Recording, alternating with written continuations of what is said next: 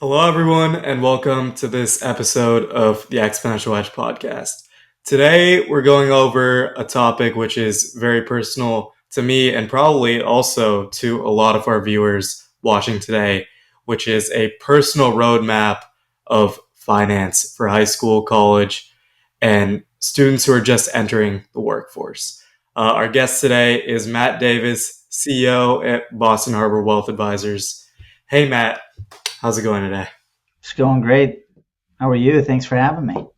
I'm great. Just actually got back from orientation at UT Austin last night after a little bit of flight delay, but we're here now and I happy like to the start this. shirt too. You brought back some swag, which is good, and Mhm. it looks good on you. Well, this is actually a shirt my dad got me before I even got in. We might have gone a little overboard. I can Yeah, do as soon as about you signed, I thought I might even see some more Texas stuff behind you, but I know the next time I see your father, he's going to be, clothed from head to toe. I think he's surpassed the amount of Texas gear that I have at this point. So, I bet. I bet. all right. Well, Well, getting he's into proud, and you the should be too. So that's all good. thank you. So, getting into the actual meat of it here, our first question, straight up: if a high schooler walked into your office right now and said, "I want to be good with money," where would you tell them to start? Yeah. So, well, first of all, I think to be good with money, there's two key principles. First is one, you have to have some. Uh, so you got to make some, right? So I'm going to go ahead and take the leap that somebody didn't inherit money or something like that, Yeah. and you have to do it like the biggest percentage of folks out there, which is you have to earn it. So first and foremost, to be if you're good with money, but you don't have much or you don't have money, it doesn't matter how good you are with it. So I would say as a high school or a college student, out in your first year or two, professional, beyond college, that's the time to work hard. I know it can be conflicting. It's also a time to have fun, and it's sometimes hard to balance those two things. But carry a job, work hard. Don't just use high school and college time to either one learn and have fun and exclude working. Carry a job throughout. Carry a job in the summers.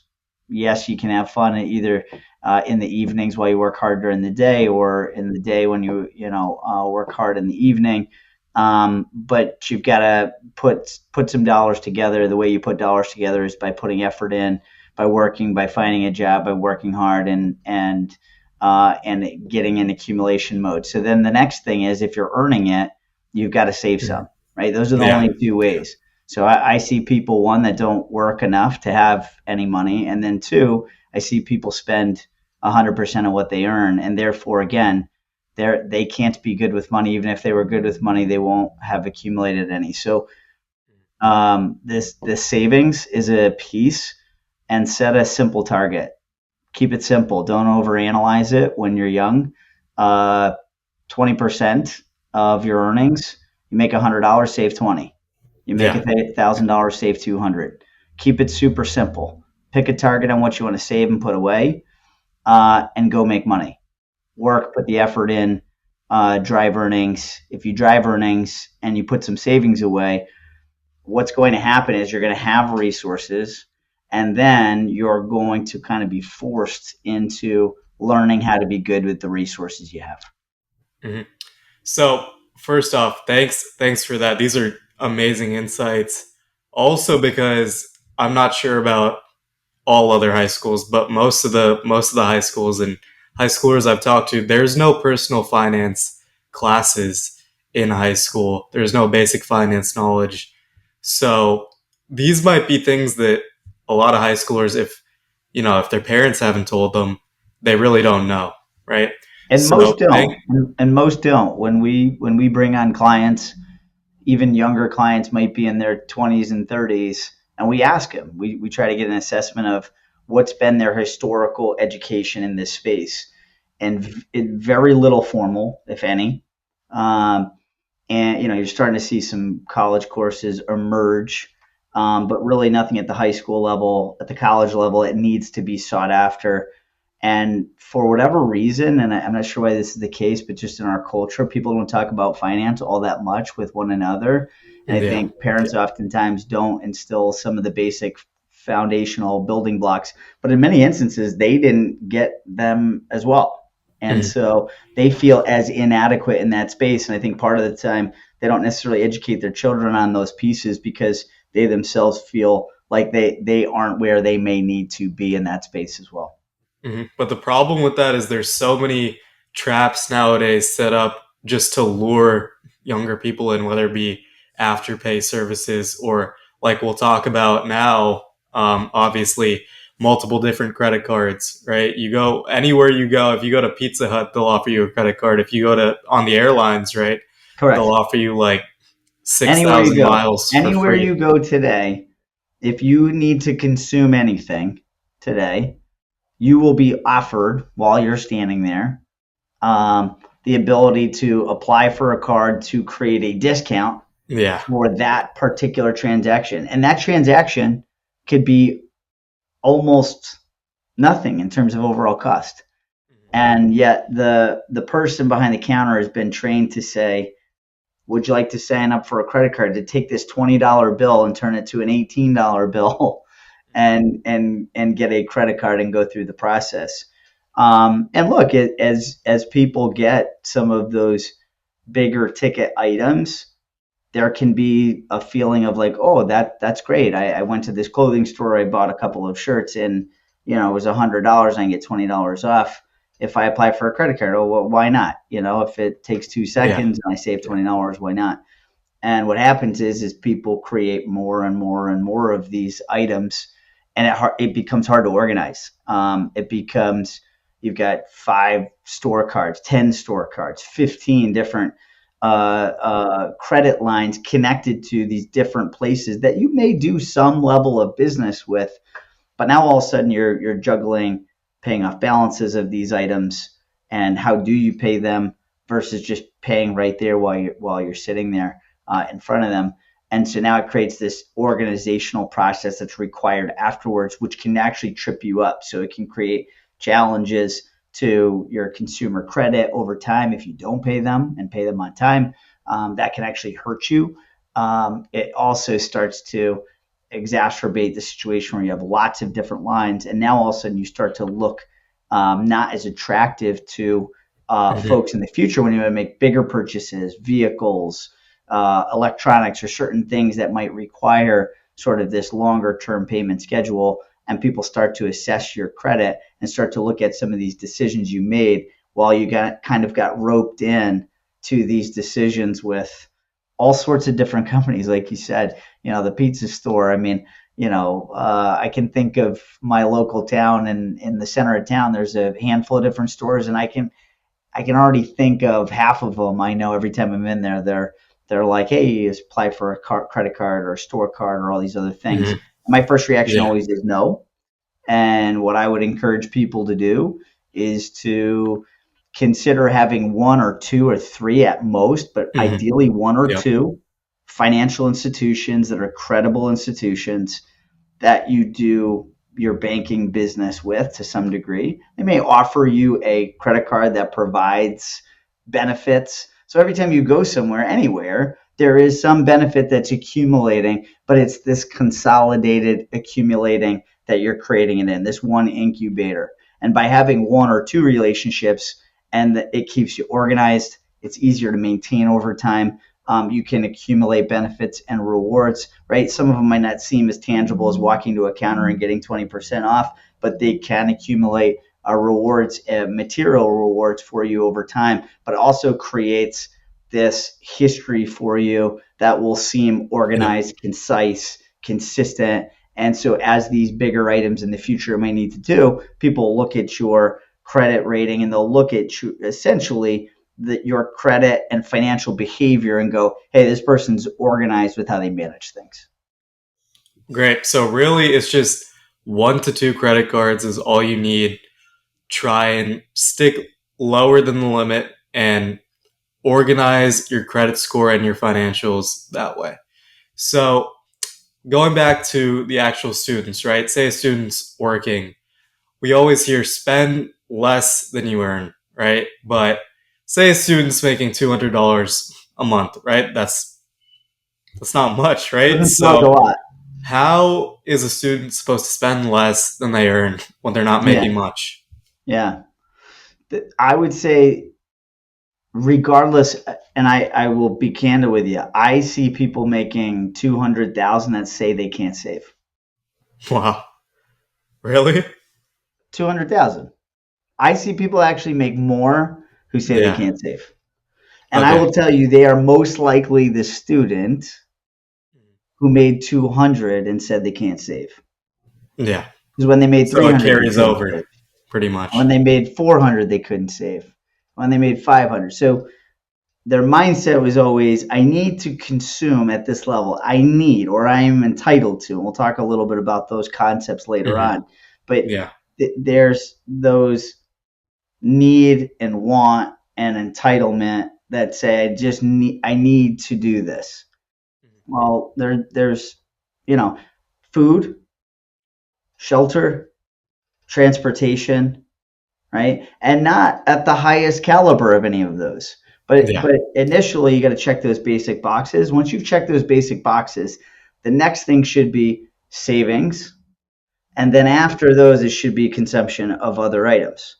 Yeah. Now, I've had people say to me, "I can't save $200," as they're having DoorDash sent to them, and I'm like, well, I know you can save money because if you had brought your food or if you had walked to the place that you just got the delivery from, the amount that you would have saved in that consumption component would have been a form of savings for you. So I always say save something first, but keep it small when you're making a very limited amount. Making $200 a month, save 10%, save But 15%. it's not so cut and dry always, right? Because uh little plug for myself here. I'm taking microeconomics, so obviously there's that opportunity cost where if they're door dashing, they could be doing something else more productive. So, is there any insight you have on that when people are saying they can't save? Yeah, I mean, I think, behaviorally, you need to think about each of the items that you're engaging in and the financial cost of them. And to your point, you've had the luxury of spending time debating opportunity costs, and you'll continue to do so in your education. But if people are, in different lines of education or working in different fields, you've got this idea of I could spend money doing this or I could spend it doing this. And every time you're engaging in something where there's a payment of some form required, there is an option that you have to make a slightly different decision about that consumption decision.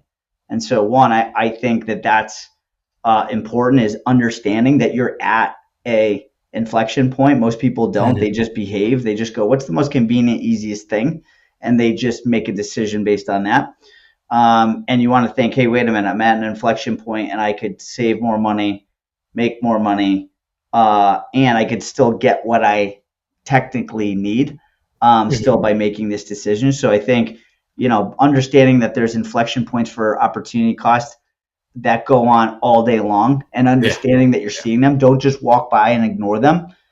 Stop, pause for a second, understand you're there, I think is important. But I would argue systematic withdrawal, anything that can be done systematically to save first is most important. Pick a Okay. number, keep it small, and then force money out. If somebody says, well, I receive a paycheck to my bank account, can you take a portion of the paycheck and direct deposit it elsewhere? So it never makes it to a checking account of which you use, whether it's a savings account, an investment account, some other place that's one step removed from your ability to consume and use it. That's probably one of the most important things. And then that next, important decision is, hey, opportunity cost at each decision. But I would say there are two different concepts. One is save and pay yourself first, Yeah. okay? Yeah. And then the other is make good decisions along the way. Mhm. Awesome. So, thank you for that. And if I could summarize real quick, basically it's just, I think the most fascinating thing that you brought up is that saving, or problems with saving, is more of a habit and not really about the actual money that these people are earning, right? 100%. And you kind of talked about it a little bit, maybe not this specific, but it's not just about, we all hear save for retirement, right? It's not just about saving for retirement. It's about saving to have the flexibility about anything you need to do in the future, right? And we'll talk Correct. about these future aspirations and how abstract that can be, and the It concept of can be. saving Very in the much so. abstract. But it's really about that as well. And now let's get to the actual, some of these terms here, right? Interest, debt, credit scores, things that a lot of students might not know exactly what they mean or how to accumulate them, what they're actually doing, right?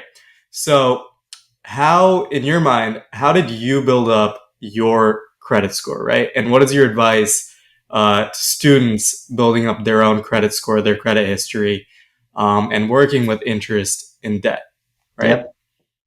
So I think the first thing is, um, debt is not a bad word when it comes to things like creating skills and assets. All right. So I'd put debt in the area of somebody's listening says, I had to take out a student loan because my parents couldn't contribute to my college. And therefore, for me to educate myself, to expand my skills, ability, and future earnings potential, I needed to borrow in order to do that. Yeah. Yeah. That's an investment, right? Somebody who says, "Well, I need to buy a house. I want to buy a house. It's going to build equity in this long-term ownership of something that I have control and expansion of value in to the future."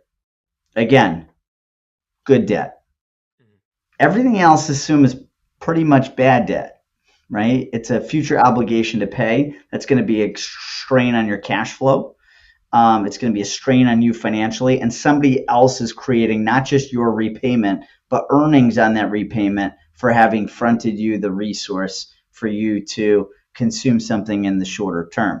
So, what I would say is, and what I tried to do early on is, if it was an investment in my education, if it was an investment in a property, I was comfortable with an obligation. If not, I tried to not have it in my life. And I would say for anybody listening, that should be your goal, is to say, don't pull the credit card down because it's easy. Try to work through it, create that income, create the earnings Yeah. potential, Mm-hmm. take on debt only where it's going to create an asset for you, or expand your education and or expand your ability to create additional earnings.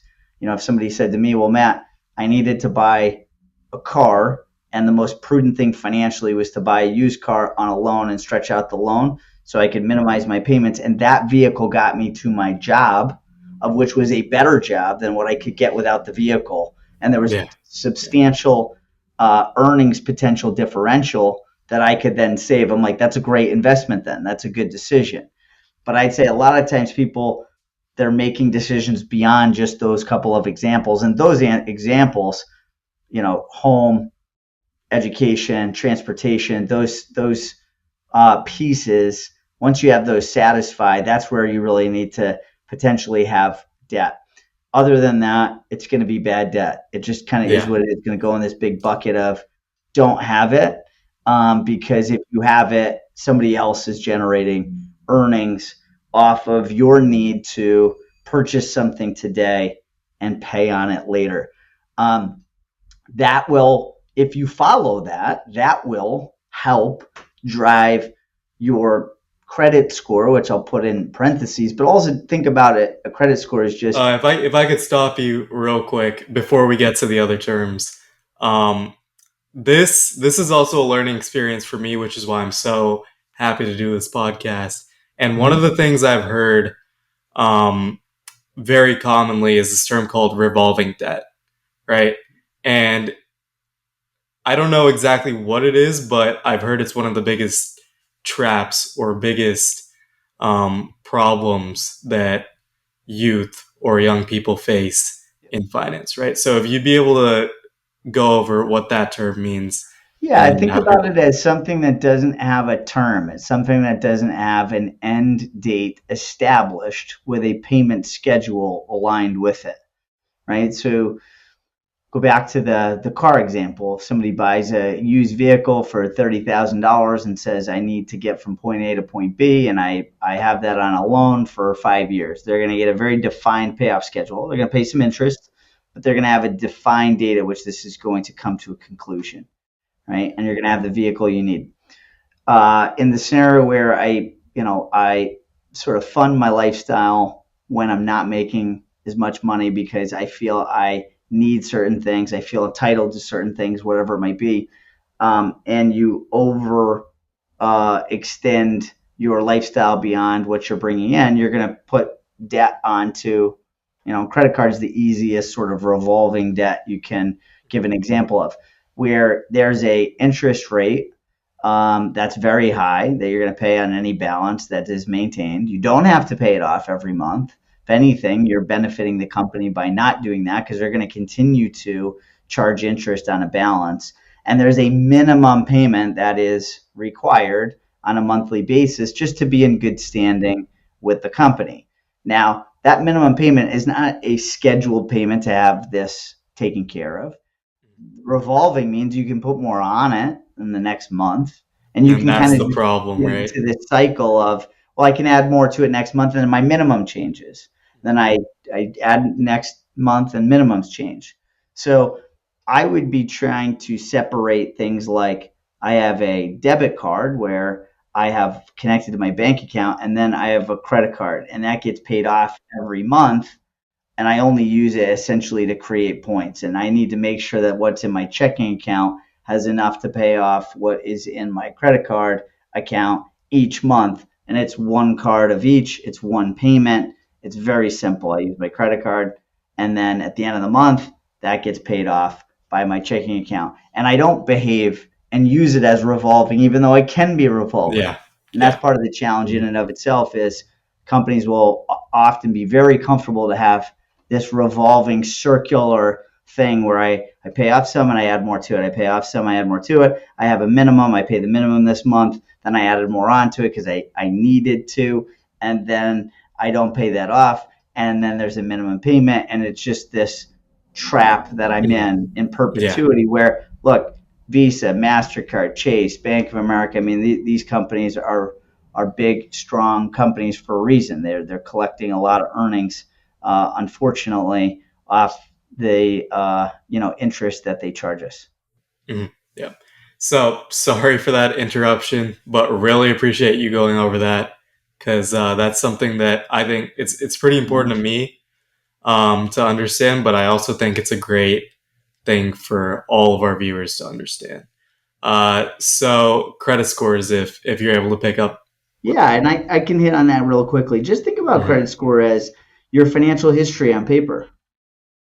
All Yeah. your Mhm. decisions, good or bad, that's really what it is, right? I took this card out at the clothing store that I probably shouldn't have, and now I have a credit card there. That decision's on there. The decision of whether or not you paid a minimum, the decision or not of whether you paid off your full balance, the decision about investing in your education and taking out a student loan. All of those financial decisions. Now, not a financial decision whether you door dashed or you walked over to the restaurant to grab your lunch.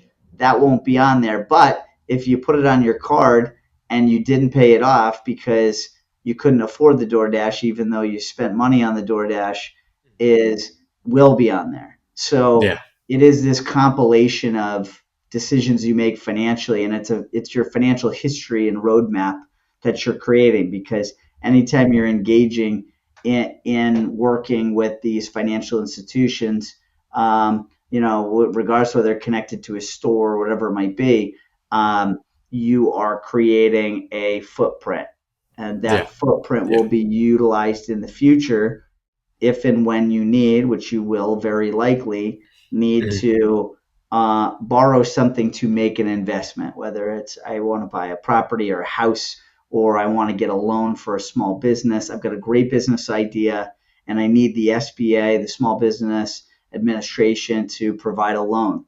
And they'll look at your credit rating and say, is this person, do they make good financial decisions? Yep. And your Mhm. score will just, it's kind of like, grades at school. Hey, Yeah. I was diligent, I studied, I engaged, I worked hard, I got good grades, I got a decent report card. I didn't go, I showed up late, I didn't study, I didn't hand in half my work, I got lousy scores on my exams. You're gonna get a low grade, right? You're gonna have a low GPA. Credit score is going to scale very similar in that capacity, right? So now the good thing is you don't have to have a tremendous aptitude. You don't have to be able to have a great GPA to have a great credit score. You can still have a very modest GPA or a modest IQ, and you could still have a fantastic credit score by having some very fundamental, disciplined approach to how you manage these things. Mhm. Great.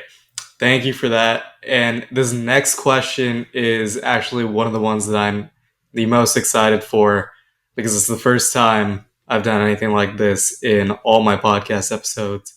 It's a lightning round. So I'm gonna give you I'm gonna give you something that people pay for, right? Something common. And Yes, you're gonna tell me whether it's worth it to spend on that or yes, skip on that. All right. yes, So if you're ready, we can yes, start. Okay. Coffee. yes. Daily coffee. Uh, Daily coffee you can get, but where do you get it from is important for. So I would say you can At Dunkin' or spend Starbucks? Starbucks skip, Dunkin' Donuts skip, Okay. make a coffee at home for less than $1. I see people running in and out of Starbucks all the time, and I see the type of people running out where I'm like, this is a college kid who doesn't have much money and he's spending a ton of money on Starbucks. Shouldn't be doing that. Skip it. Mhm. So that one hurts a little bit, but we'll move past that. Um, New iPhone every year. Oh, skip. Okay, It's pretty it's obvious. it's Yeah. painful to feel like you're behind the curve in what you have in your hand. I think at Mhm. times maybe I don't. I guess maybe I'm beyond that. I don't feel that way today, Yeah, yeah. and I Hmm. felt differently about certain items like that once upon a time. But typically it's 3, 4, 5 years or five versions of things before certain things become really obsolete. So Hmm. when the differences are on the fringe, skip. When the differences become very material Yeah, because of what yeah. you're not capable of doing with the item that you have, and that's actually diminishing your ability to function at a very high level in important areas related to education or work or etc., then you need to flip. Yep. Okay. College meal plan. I mean, keep it. Keep a college meal plan. Do that versus ordering out. And, a college meal plan can be a really good investment. I do know some Mhm. people who do, hey, I don't have a college meal plan, but I go to the supermarket. That can Yeah. be also very economical. But Mhm. dining out, it should be a treat. It shouldn't be daily. It shouldn't be regularly. Mhm. Okay. Student Amazon Prime. Um, Prime, it's a double-edged sword. I'd say keep it because I think there are some things that you need to manage, and you can get it at a very reasonable price, Yeah. and you don't have to travel to go get it. Um, and for that reason, I think you need it. The double-edged sword on Amazon Prime is it's easy to scroll in and around it and go, I need these other items. Yeah. All of a sudden, your cart gets bigger than it needs to be. So keep with some controls around it. Okay. And one that's not on there, but I wanted to ask you about is streaming and subscription services. Yeah, yeah. Try to keep it to a minimum. I mean, I remember when I would say keep, but keep one or two, almost kind of like the credit card, right? Where you go, hey, let me have one and accumulate some benefits and knowledge with one. Um, and look, I'm not I'm not somebody who promotes one versus another, but uh, Netflix, you can get a lot on it. It's the dominant player. It'll be here 50 years from now.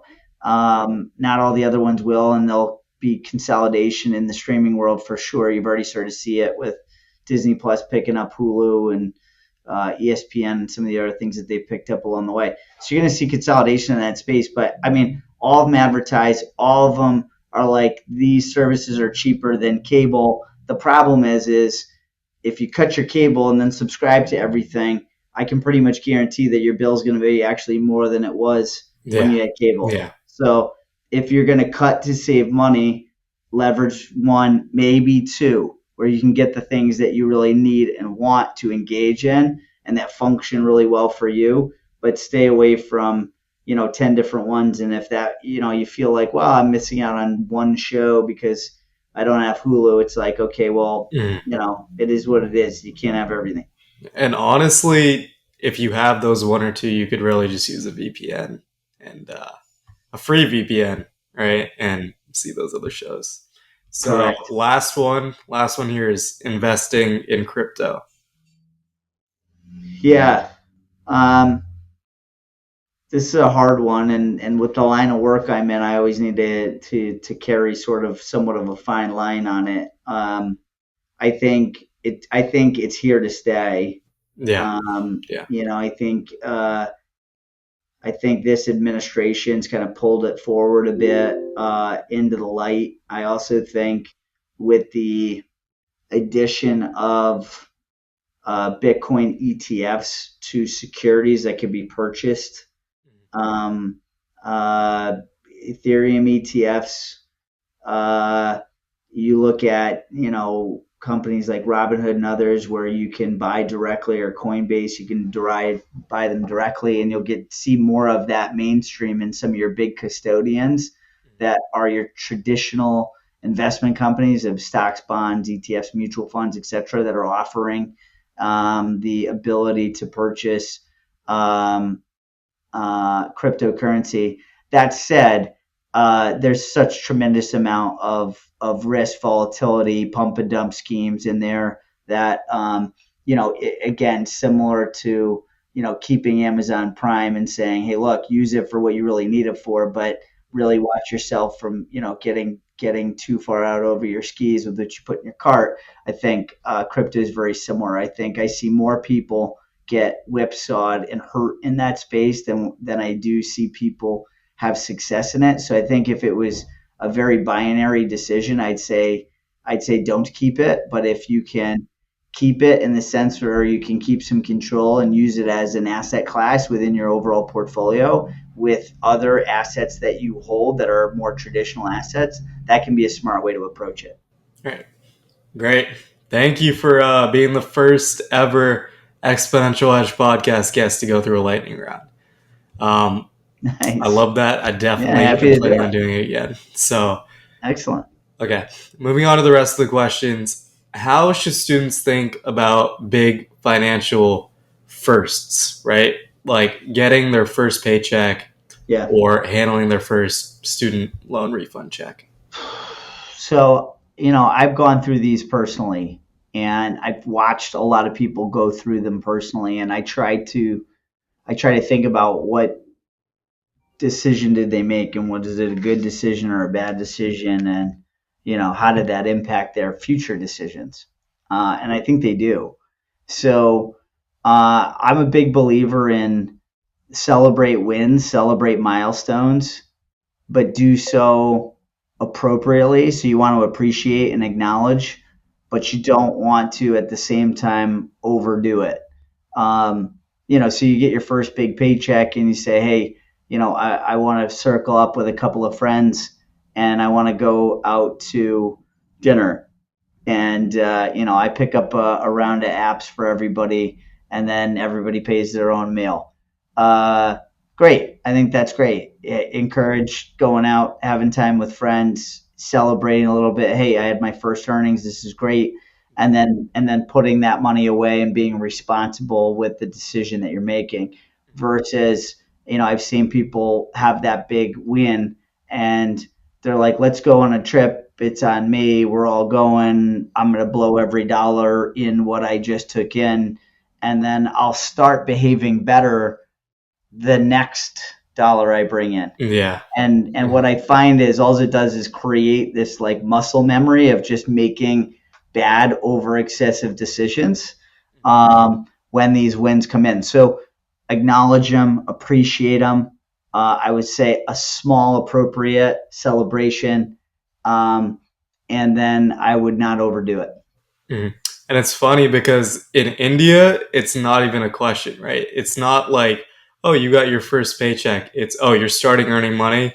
Your parents are going to take that paycheck as soon as you walk through the door, and then they're going to give you a little bit of that money, right? Correct. Just to start building that mindset of saving immediately in that habit, so they hope Yeah, their kids will continue that later on. So pay yourself it's first. really interesting seeing in different places and different cultures how that saving mindset is instilled and what that's like. And I think it's harder now than it was because you see people on Instagram or TikTok or you see people on Snapchat and this is they're doing acts, they're celebrating in maybe this big Mm-hmm. way, Yeah, and they're blowing through everything, and you're like, should I be doing that? And am I missing out? And so forth. And but these are the same people that are making 200 and can't save anything. And then when they want to buy the house, they want to move to this place, they want a second place, they want to take vacations with their family,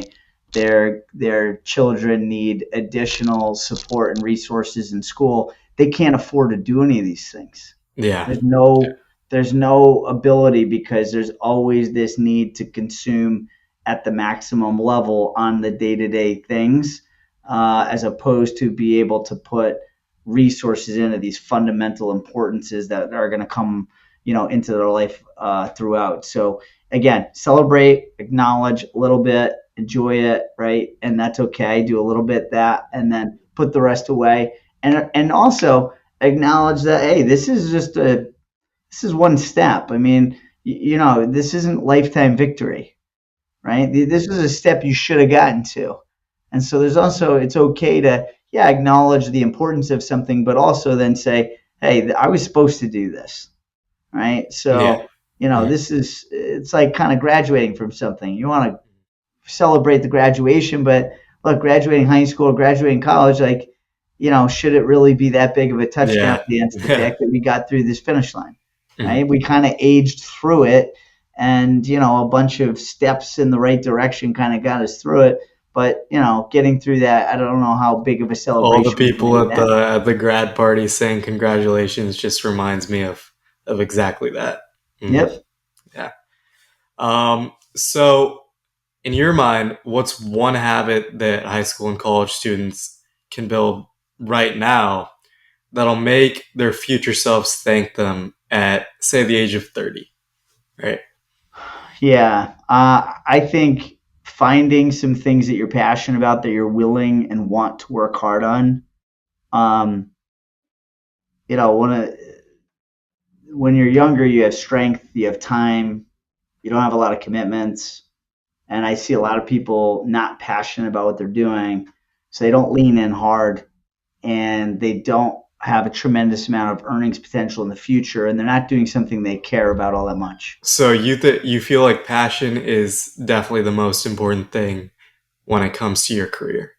It absolutely. And I will tell you, one of the things that I have found along the way is it might not be a passion exactly for the thing that you're doing. It might be passion in the environment you're in. And I'll Yeah, share very yeah, quickly. I'm very passionate today about helping people in financial services, helping with their financial life and their financial well being. yeah. I did not know I would be passionate about it as I started it. But the environment I was in was an entrepreneurial environment with a lot of young people working hard.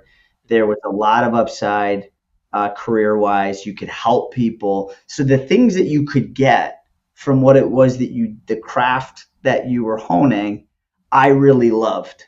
And so to me, I was incredibly passionate about it because of what it provided. And then in turn, I became actually very passionate about the craft itself. So when people are out there thinking like, would I love doing this? Some of it is, okay, what is it that you're actually doing? But some of it is, how are you doing it? Who are you doing it with? What tools are you using? Because a lot of that can really enhance what it is that you enjoy doing. So, be cognizant of that second piece, that kind of, I spent all my time thinking, do I want to do this for a living? And that's kind of what people drilled into my head. And I actually think that's one step short. Yeah, that's maybe part of it, and you should assess that. But there's another piece, which is, are you going to enjoy doing who you do these things with? Who's the end user of what it is that you're providing? What do they get from it? And do all these benefits then in turn make you enjoy and like the thing that it is you're doing? So again, I think you got to take that combination and you're going to make a good decision. Then you're going to be passionate. You're going to work hard. You're going to lean in. You're going to put your shoulder into it. You're going to be having fun doing it. And the best self that you have is going to shine through. And that's going to give you best career opportunity. You're going to earn the best when you're delivering at your peak and you're most passionate, which is going to provide you the most resources, which then if you make good financial decisions, guess what? Everything looks good financially on paper, but it comes from making those good decisions early on, working hard, finding that thing that you can be passionate about delivering on. Awesome. And there are a lot of misconceptions and myths about just the finance world in general, Yeah. and building your own personal financial stability. So, what's the biggest money myth that you see young people falling into in Yeah. finance? Need, deserve, entitlement probably are the three that are, they kind of all collide together. Need is, I need food, shelter, and transportation. And I would argue education to provide you the abilities. Mhm. Yeah, That's a need yeah, and only a base need. And there's actually a base level of those because someone could say, well, I just went to, such and such prime and I spent $500 in dinner. I need food. Well, you could have spent $500 and gotten a month's worth of food at Market Basket.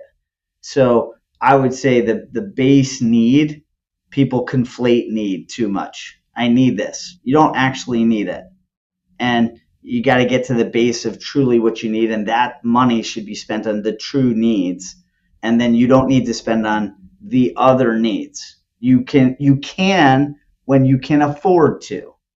And you can afford to is not when you're entitled because your parents lived a certain way or because you went to a certain college and you are around other students that were similar in some capacity or that your grandparents did yeah, or yeah, that your sibling lives a certain way. So I should be able to live this way. I see that a lot. I see a lot of people fall in the traps. Well, I lived in Winchester growing up, so I should be able to live in Winchester today. Well, Winchester was less expensive. There's different dynamics then. It's this expensive now.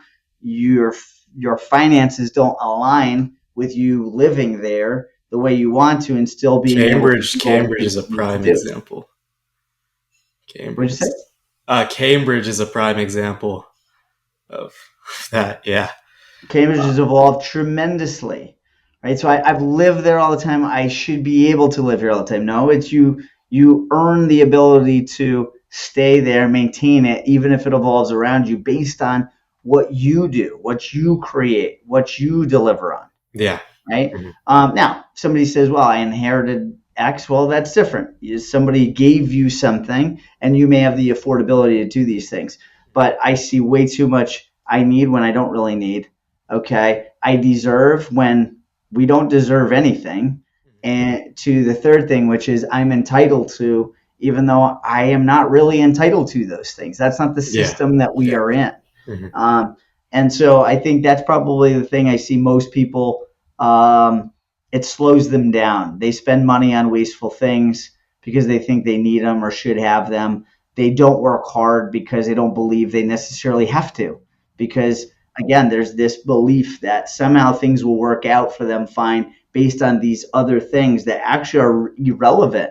in terms of what their individual performance will be, and yet somehow they use that to kind of camouflage around their actual performance. So that's the thing I see that is, to me, always the most disheartening, because I think individuals, groups, towns, states, people here in the United States, I think could be that much better, stronger, more productive, happier, delivering more frequently, leaning in, being passionate. If we cut down a need that we don't really need, we cut down entitlement, and we believed going in we don't really deserve anything other than what we create. And that intersection between generational and earned wealth, right? That's pretty interesting to me because a lot of people, obviously, the stigma is if you have generational wealth, you don't have that grit or hustle that the people with earned wealth have, right? You don't have that need to be able to be smart financially ever, right? You don't have that instilled in you. But I don't know if you're able to answer this question, obviously, because of the Sure. line of work that you're in. But I wanted to ask if you'd be able to share an experience with somebody who comes from generational wealth that does have that, mindset of saving financially, that hustle mindset, obviously anonymously, right? Yeah. So I think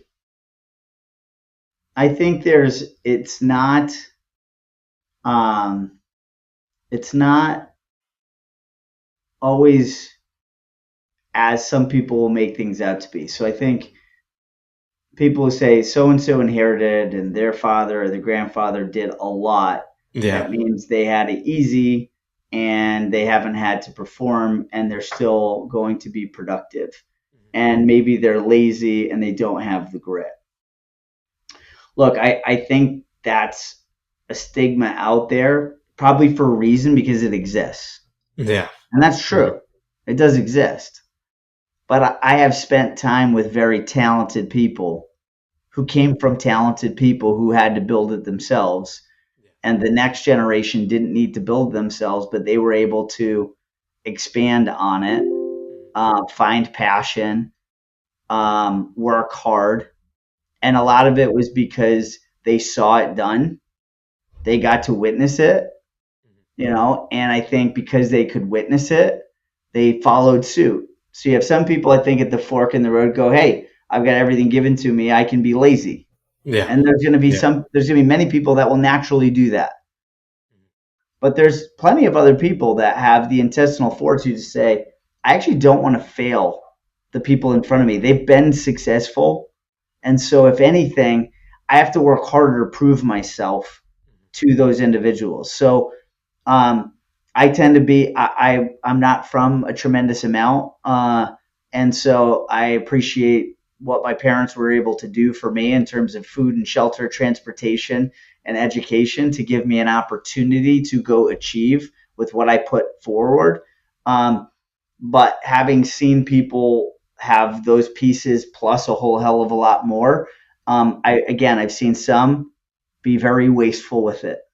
And that's why those folks, I think, get sort of this broader knock on them, Yeah. if they're in that category. When I actually think there's also other people who have a lot of pressure on them to be successful and to do just as well as somebody did, which might not even be fair pressure in all candor, because the person who was able to build and develop may have had a different set of givens and a different drive and all these different set of circumstances.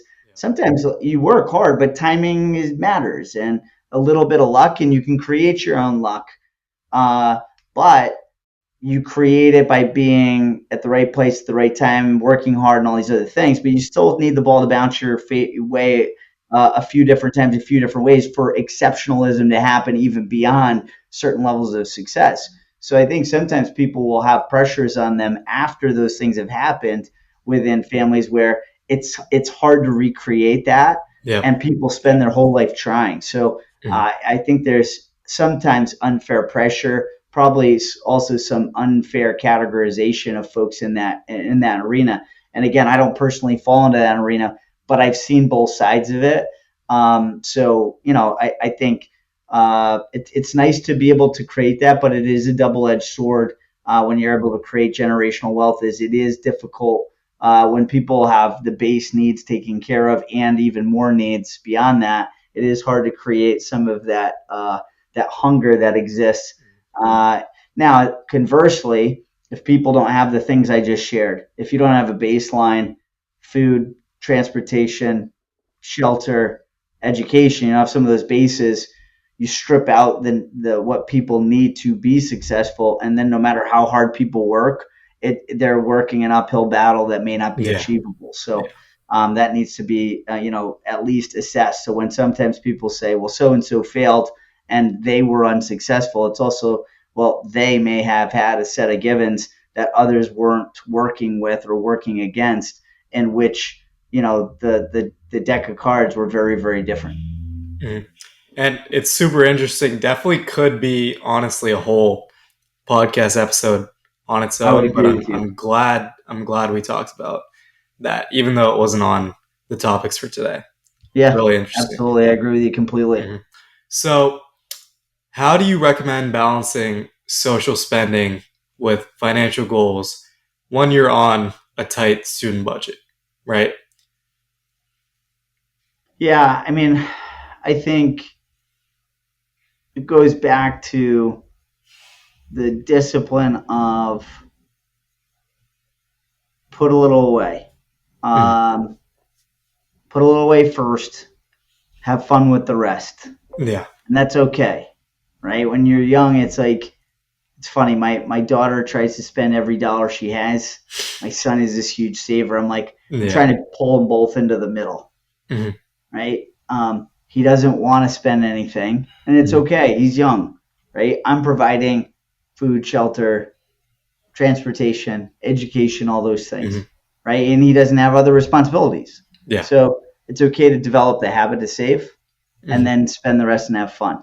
Whereas at the same time, my daughter was like, I'll just go spend it. I'll make money in the future that I can save, Mhm. right? It'll always be in the future. And you're trying to steer that person into and help them develop the skill set to put a little away and then spend and have fun. So, Yeah. Yeah. again, social spending, do it. But I think, we talked about a point earlier where save first and then inflect on the opportunity cost. Yeah. Yeah. Social spend. We're going to go out with our friends and we're going to go to this place versus this place, right? It's like there could be a very different menu, Yeah. right? And Mhm. well, but my parents, when I go out to dinner with them when I'm home, we go to this restaurant. Well, your parents' affordability may be to take four people and spend 400. But now that you're at school and you're with your friends, the local pizza joint you can get $1 slices is probably going to be the most appropriate place for you to make the decision. But I still see some people make these other decisions where they're like, well, I made X and I'm going to go to this restaurant. And then they blow everything that they just made. And then they want to DoorDash something the next morning as opposed to get up and walk across the street. They put that on the So credit card and they can't pay it. that's it.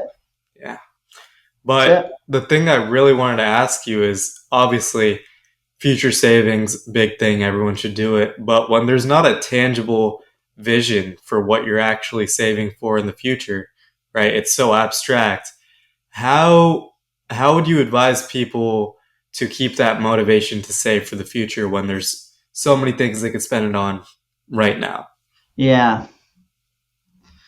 Yeah, I mean, I think you want to try to be as forward thinking as possible about the potential of things that could be out there, Mhm. and you don't want to suffocate yourself with the responsibilities you don't have yet Yeah. in a premature Mhm. way. I mean, I think sometimes people overdo that. They're like, you're gonna want to buy a house, and you're gonna have a family of X and so forth, and a 19-year-old's like, whoa, I'm not there yet. Don't give me that stuff yet, right? And by the way, our generation's doing it a little different than you did it anyway. So, and the order of operation for us is been a little bit different than maybe that their parents would have suggested, wanted, or at least they did. Even if they're accepting of it. So, I think. But that said, I don't think you have to look out too far to say, you know, um, I'd like to be able to be in a position where I can do this. I have this.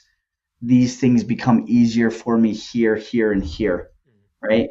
And it is easy enough to see some of those things and go, hey, I know I've got, two rats running around the floor in my apartment, and I need to have that now because it's roof over my head, but I'm not living here forever. I don't necessarily want to forever. My significant other might not want me to forever for a host of different reasons.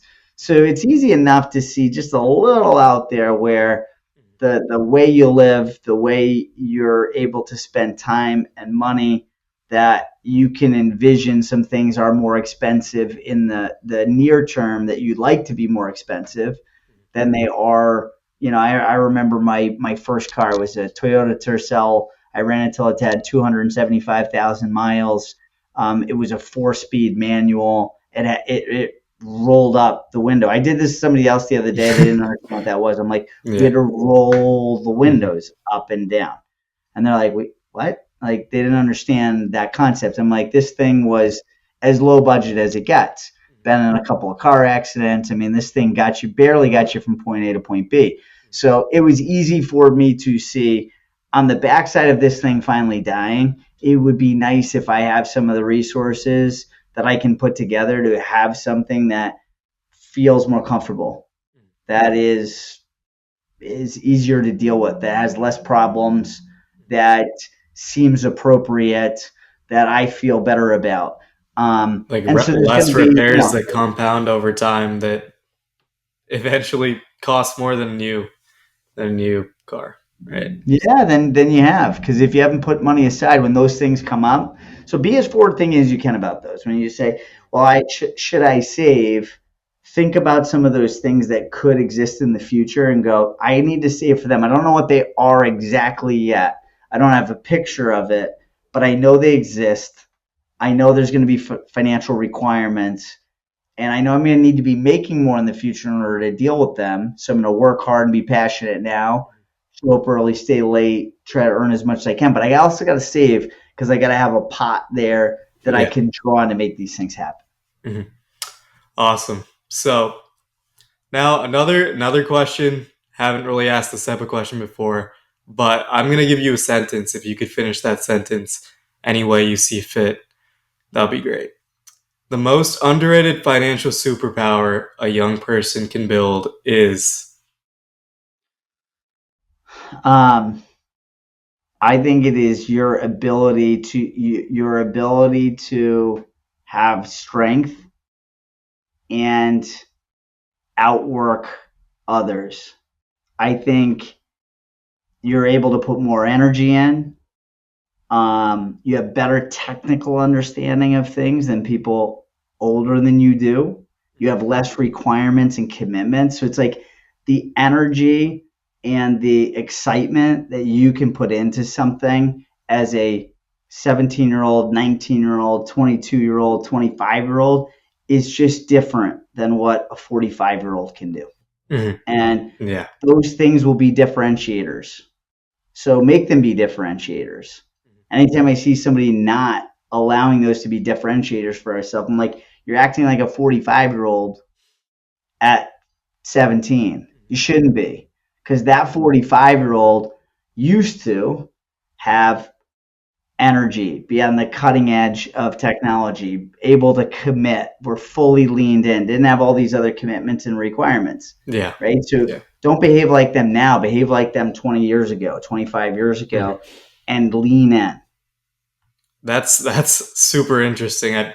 Honestly, I've never thought about it that way, and I'm sure a lot of the viewers have never thought about it that way as well. So thank you for that. You got it. And just our last question before we end things off: if personal finance was taught in one day of high school, what are three things that would absolutely need to be on that lesson plan? Yeah, this was hard. This I look at, I'm like, all right, three things. I want to chuck a lot of things on there. But let me get as boiled down to three as I can. I think the first is this basic finance. And to me, you'd have one day you might have the morning on basic finance, budgeting, credit, financial literacy, understanding doing business with financial institutions. What do they do? What should you be doing? It's like 101 stuff, Yeah. right? That's super important for people just to understand, okay, this is a world I'm not familiar with. I need to be familiar with the terms, the things I should be doing, the pitfalls I want to avoid, some of these basics. So it'd be a couple hours spent there. Um, the next thing would be systematic savings. Okay, we're going to spend time on saving, where to save, how to save, frequency. Do you push it? Is it one time? Is it automatic? Yeah. Where does it go? Why does it go there? When it's there, what is it doing for you? What kind of accumulation can occur by making an investment? Because saving sounds bad, investing sounds better. It's the same thing, right? I put money aside, but if I can automate its ability to be invested in something that can grow and expand, then saving sounds a lot better, Yeah. right? Because Yeah. right, until then, it's like it's an expense. I save money, it's an expense to me. No, you're investing it. And by putting it somewhere else, it'll grow and expand, and you'll actually have more that you can use in the future because you made a good decision about one, putting it away, and two, where did it go? So we'd spend, a couple hours on that. Probably get you to about lunchish, right? So now you're at lunch and you're going, okay, what's the early afternoon look like? Then it's building financial goals. It really is about then saying, okay, I need enough for this in the future. So what do I need to save? Where do I need to save it? What investment is it going into? What return rate should I expect, conservatively speaking? How much do I need when I need it to make this thing happen?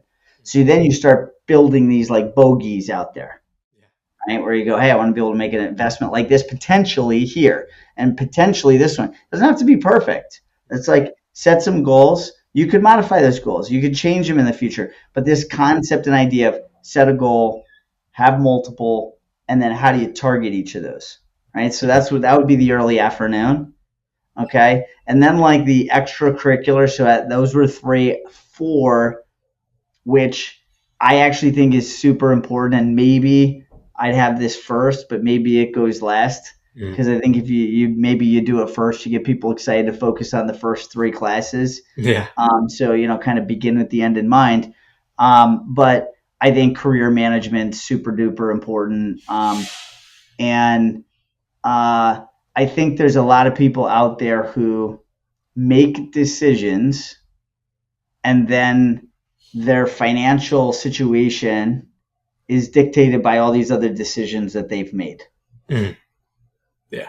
And then there are other people who say, this is what I'd like to see for myself throughout my lifetime.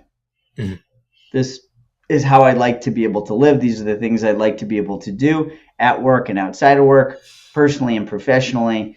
And then say, okay, what do I need to do professionally in order to make these things the most likely to occur, those most likely to happen, or at least give me the choice and the decision in the future if this is the way I want to do things. Yeah. And then you can look at your career path and say, what are the things I need to do? What are the decisions I need to make? What's the time frame I need to make them and do them in order to get myself into this trajectory to make these future things happen?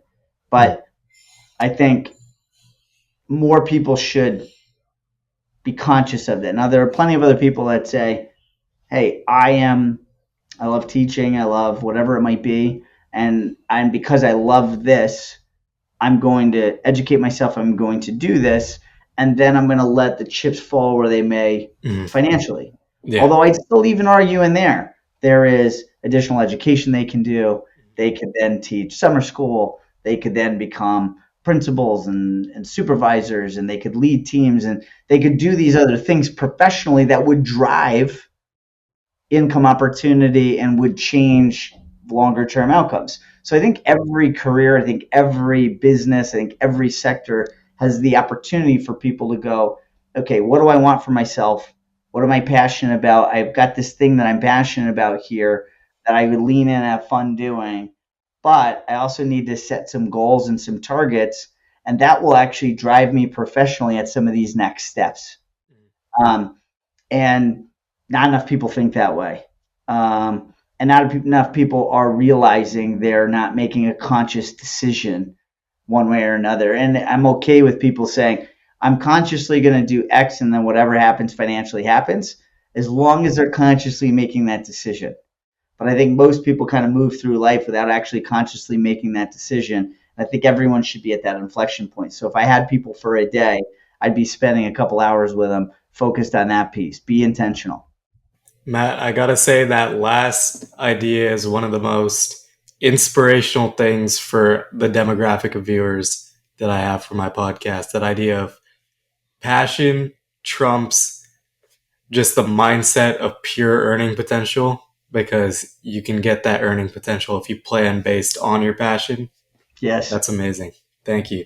no question And about it. thank you You got so it. much for joining us for today's personal roadmap on finance. Amazing episode for the viewers. One of the best episodes I've done. And thank you for our viewers for tuning in to this episode of the Exponential Edge podcast. And tune in next time to talk and see about trends, topics, technologies, businesses, and ideas that will see exponential adoption in the future. Thank you, Matt. Thank you. Thanks for having me. Glad to be Of part of the course. podcast here and appreciate the time.